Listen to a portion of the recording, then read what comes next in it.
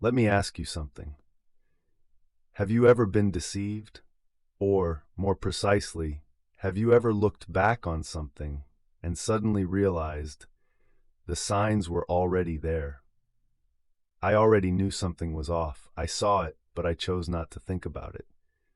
That feeling, it's not quite I was tricked. It's more like I helped it happen. I went along with the deception. 3,000 years ago, the Trojans were fooled by a wooden horse. Many people say it was the most brilliant deception in human history. But what I want to tell you today, the real genius of the Trojan horse wasn't how clever the Greeks were. It was that the trick fit perfectly with the one thing the Trojans most desperately wanted to believe. The Trojan War had been going on for 10 years. 10 years, longer than compulsory military service, longer than a PhD. By the 10th year, the Greek forces still couldn't break through the walls of Troy. The walls of Troy had been built by the sea god Poseidon himself, tall, thick, nearly impenetrable. And then, Odysseus had an idea. He had the Greeks build an enormous wooden horse, large enough to hide dozens of fully armed soldiers inside. Then the Greek army packed up their camp and sailed away. The Trojans looked out at the sea. No Greeks, only a massive wooden horse standing alone on the beach. The Trojans rushed out of the city.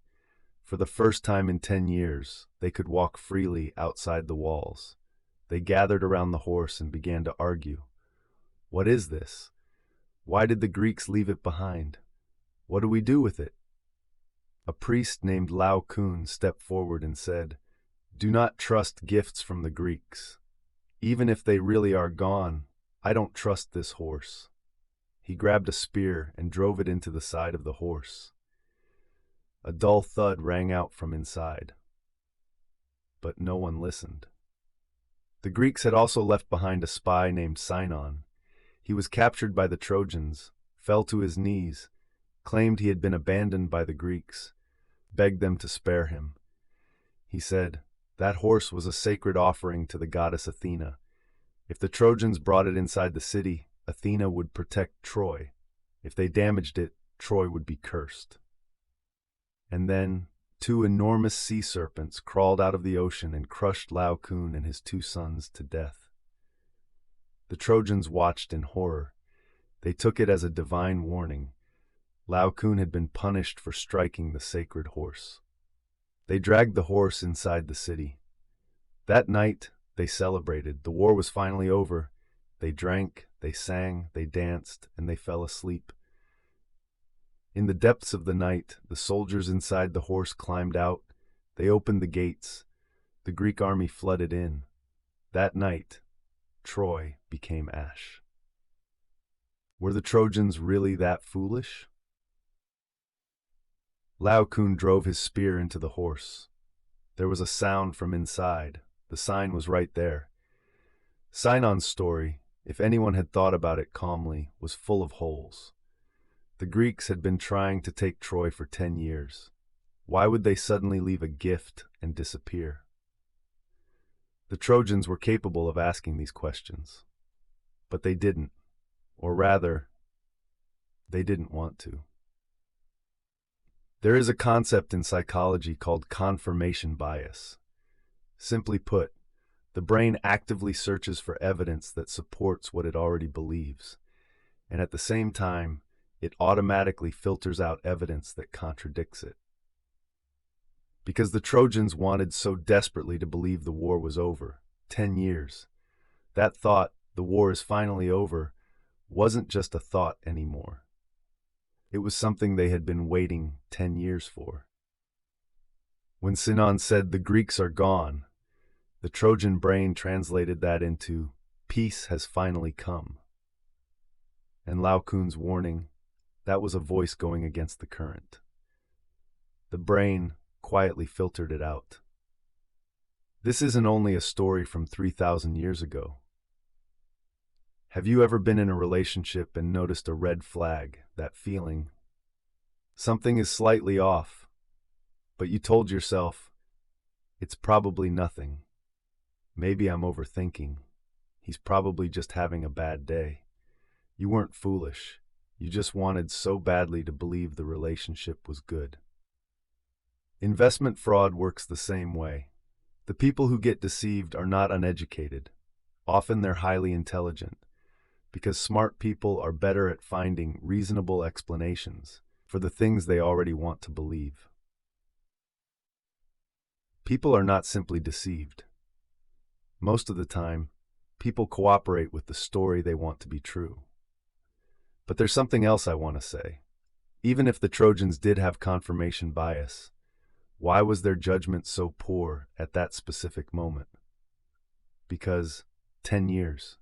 10 years of war. 10 years of fear. 10 years of loss. 10 years of it's still not over. Have you ever held on through something that drained you completely for a very long time, and then suddenly a sign appeared telling you it might be ending? In that moment, where was your judgment? When a person or a group of people has been worn down for too long, the thought of "I can finally stop holding on" almost completely overrides rational thinking. Psychology calls this decision fatigue. After making too many decisions, absorbing too much pressure, a person's judgment actually deteriorates. Not because you've become stupid, but because that resource has run out. On the day the horse appeared, the Trojans' judgment was at its lowest point in 10 years. Because that day, they believed they could finally let go. The moment of deepest relief is also the moment of deepest vulnerability. That has never changed. Have you ever, after a long stretch of pressure, made a decision you normally never would have? That wasn't your fault. But you need to know, the version of you in that moment was not your clearest self. What does the Trojan horse look like today? It might look like limited time offer, placed on the exact thing you most want to buy. It might be a story of "I'm a victim too," from someone you're not sure whether to trust. It might look like a political narrative that appears exactly when you're most exhausted and most angry. We've finally found our common enemy. The best deception is not flawlessly constructed. The best deception appears in front of you at the exact moment you most want to believe it. The genius of the Trojan horse wasn't how well the horse was built. It was that Odysseus understood. A group of people who had been holding on for 10 years, in the moment they believed the war was over, would believe anything. He didn't design a deception. He designed a moment. Good timing. So the story of the Trojan horse is not about how clever the Greeks were. It is about a group of people in their most exhausted and most believing moment choosing to ignore the voice that told them the truth. Laocoon told the truth. He drove his spear into the horse. He heard the sound inside, but no one listened. Because what he said, in that moment, was something no one wanted to hear. And Troy ended just like that. Not because the walls weren't high enough, not because the soldiers weren't brave enough, but because at the most critical moment, they believed what they wanted to believe. Let me ask you one final question. The thing you believe most right now, is it because it's genuinely reasonable? Or is it because you want it so badly to be true? Before you answer, think about your own Laocoon. Is there a voice in your life you have never let yourself truly hear? Wu Talks World. See you next time.